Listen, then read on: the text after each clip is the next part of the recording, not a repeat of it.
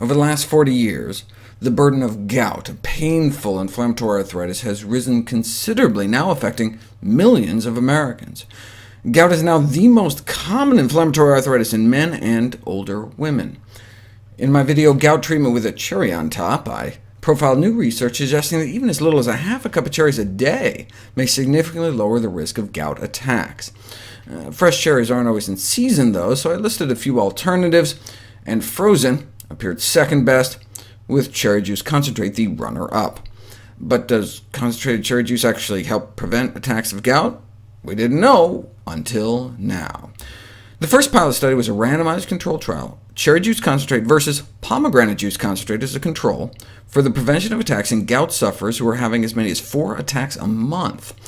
The cherry group got a tablespoon of cherry juice concentrate twice a day for 4 months, and the control group got a tablespoon of pomegranate juice concentrate twice a day for 4 months.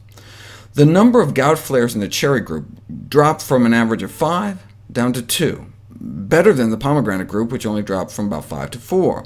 And about half of those in the cherry group who were on prescription anti-inflammatory drugs were able to stop their medications within 2 months after starting the cherry juice, as opposed to none of the patients in the pomegranate juice group. The second study was a retrospective investigation over the longer term. 24 gout patients went from having about 7 attacks a year down to 2. The researchers conclude cherry juice concentrate is efficacious for the prevention of gout flares.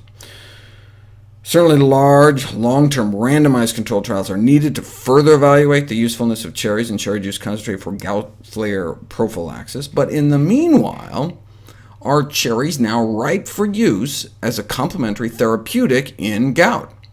This commentator is of the opinion that the current state of evidence remains insufficient to formally recommend cherry fruit or cherry products as a complementary therapeutic remedy for gout.